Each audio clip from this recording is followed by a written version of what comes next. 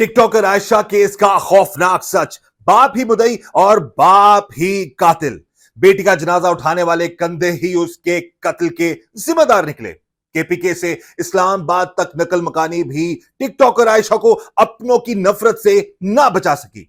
हरिपुर में पहली नाकाम कोशिश के बाद टेक्सला में शूटर्स हायर करके बेटी को गोलियों से छलनी करवाने का खौफनाक मंसूबा, और फिर खुद ही मुद्दई बनकर बेगुनाह लोगों पर इल्जाम लगाने का घिनौना ड्रामा। क्या शादी की तकरीब में शिरकत और टिकटॉक वीडियोस बनाना इतनी बड़ी खता बन गई कि सगे बाप ने ही अपनी बेटी के मौत का परवाना जारी कर दिया? अस्सलाम वालेकुम नाजरीन, मैं हूं कैसर खान और आज हम बात करेंगे टिकटॉकर आयशा के केस के हवाले से। नाजरीन, जब हमने इस केस पर अपनी पहली वीडियो बनाई थी तो मैंने आपके सामने ये सवाल और खदशा उठाया था कि इसके पीछे किसी गैर का नहीं बल्कि अपनों का ही हाथ हो सकता है।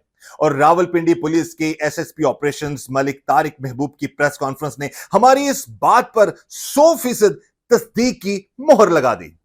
नाजरीन, रावलपिंडी पुलिस के एसएसपी ऑपरेशंस मलिक तारिक महबूब ने इस केस में इंतहाई अहम इंकशाफात किए हैं। उन्होंने बताया कि टिकटॉकर आयशा के कत्ल में उनके अपने घर वाले ही मुलविस निकले और उनके बाप, भाई और कजन ने मिलकर उसे कत्ल करवाया।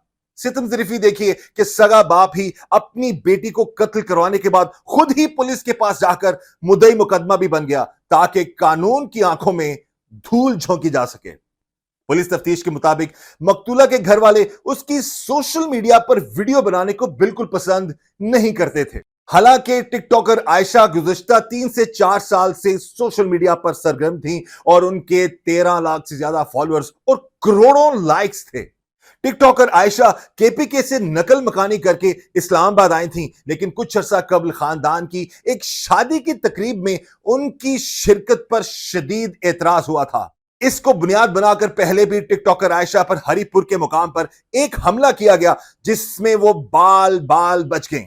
लेकिन 14 अगस्त को जब वो अपनी बहन और भाई के साथ गाड़ी में निकली तो टेक्सला में एक पेट्रोल पंप के करीब शूटर्स के जरिए उनकी गाड़ी पर फायरिंग करवाई गई। गर्दन पर गोलियां लगने से आयशा मौका पर ही दम तोड़ गईं, जबकि उनका कत्ल करवाने के बाद घर वालों ने उनके 13 लाख फॉलोअर्स वाला असल टिकटॉक अकाउंट भी हमेशा के लिए गैर फाल और डिलीट कर दिया।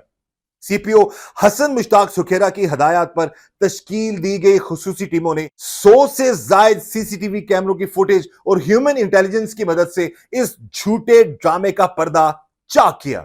पुलिस के मुताबिक गिरफ्तार मुलजमान की तादाद 5 हो चुकी है, जिनमें बाप फजल, भाई बशीर, चचाजाद भाई एहसान, वालिद का चचा रोजी खान और चचाजाद का बेटा यासीन शामिल हैं, जबकि फायरिंग करने वाले दोनों शूटर्स भी गिरफ्तार हो चुके हैं।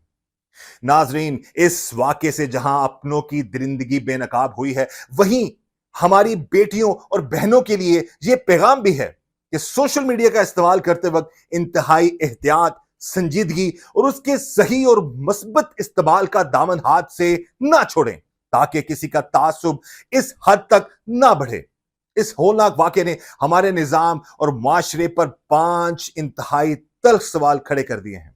पहला सवाल, अपनी बेटी को कत्ल करवाने के बाद खुद ही पुलिस के पास जाकर मुद्दई मुकदमा बनने और फिर इसका टिकटॉक अकाउंट तक बंद कर देने वाले इस सगे बाप के इस घिनौने ड्रामे पर कानून अब क्या सख्त तरीन कदम उठाएगा?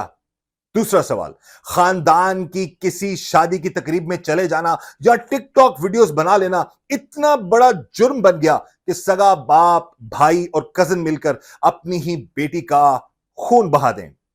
तीसरा सवाल, जब हरिपुर में टिकटॉकर आयशा पर पहले हमले की नाकाम कोशिश की गई थी तो उस वक्त उसे कानूनी तहफ़्फ़ुज़ फराहम क्यों ना हो सका? चौथा सवाल, केपीके से नकल मकानी करके इस्लामाबाद आने वाली टिकटॉकर आयशा को अपनों की इस नीयत और खतरनाक मंसूबे का अंदाजा क्यों ना हो सका? और पांचवा सवाल, आखिर कब तक इस मुआशरे में गैरत के नाम पर बेटियों और बहनों को यूं ही गोलियों से छलनी किया जाता रहेगा? और पुलिस को गुमराह करने की इस घिनौनी साजिश पर कातिलों को क्या ऐसी सजा मिलेगी जो आइंदा किसी और की जान बचा सके?